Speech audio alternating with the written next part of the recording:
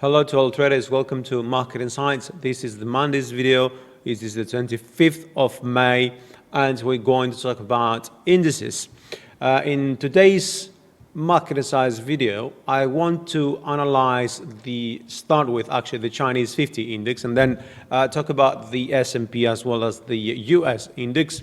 I want to start with the Chinese because over the weekend we've had China's decision pretty much to impose new security laws in Hong Kong has led to protests, and that's despite the social distancing rules that have been in place, right? Not just in Hong Kong, obviously worldwide. So that tells us how angry the protest, the pro-democracy protest must be.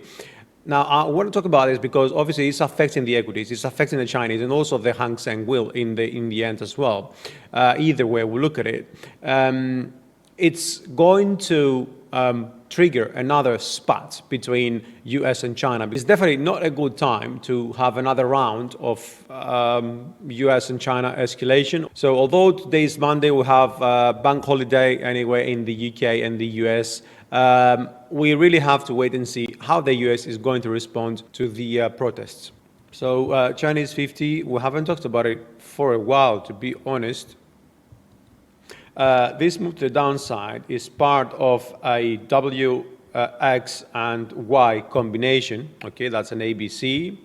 And then we're expecting another ABC down. Right now, this move over here to me looks like a triple zigzag.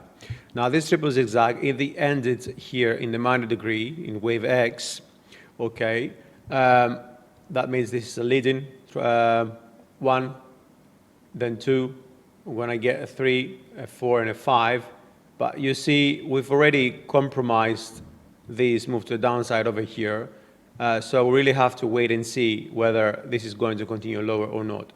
If not, then most likely we're not going to get a continuation down because this interplay over here would suggest that prices are going to move higher. And in case prices move higher, it means that we're probably going to get a wave Z over here instead of here, right? That would, of course, suggest that we don't have an ABC over here. That would suggest we'll have an A, a B, and a C. So that means that wave Z would actually last a little longer than what we can see at this current structure or what we originally thought. So wave X can be up here. Now, I'm looking at this, to be honest, as well, because this over here, it is a very nice retest of this level, okay, of this trend line. So we could get a bounce, it did, take out that, and then move all the way down, okay?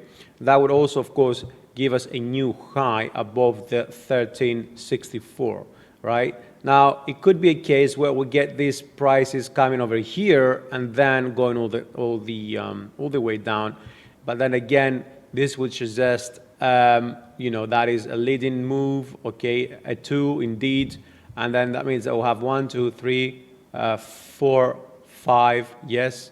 So that's going to be an ABC, then 1, 2, 3, 4, 5, another ABC, which makes this a multi-structural impulse move to the downside. Okay.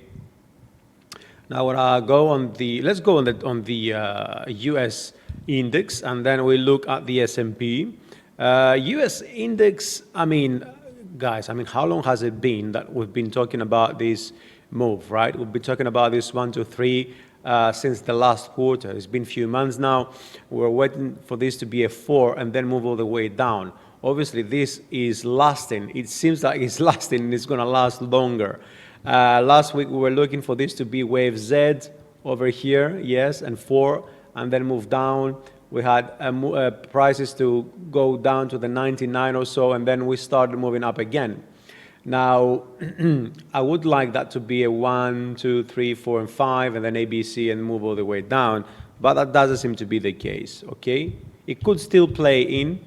However, and because that we haven't seen any significant breakout either on the euro, the pound, the yen, the Aussie, right? Any of the currency of the basket currencies, it looks to me like we're gonna probably stay in this range for a little bit more, okay, until at least we get some more clarity on COVID-19 situation, on the lockdown, and then on the opening as well. So I'm looking at this as a 1, 2, 3, 4, and 5. I'm looking at this to become an A, B, and a C to take out wave Z, and then from there start looking down.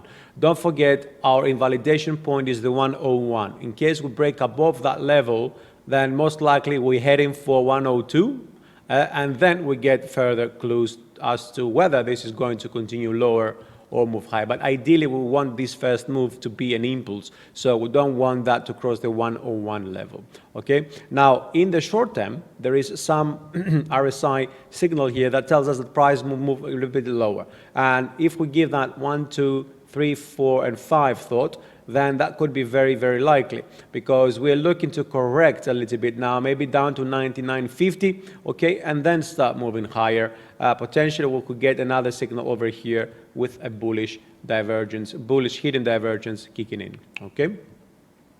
And now quickly, let's have a look at the S&P as well. Oh, the S&P, it's been, I mean, I've been waiting for this move to this correction to end. I mean, like everybody else, I suppose, for a while now, okay? So, but we seem to be moving higher. Obviously, it doesn't make sense. I agree with you.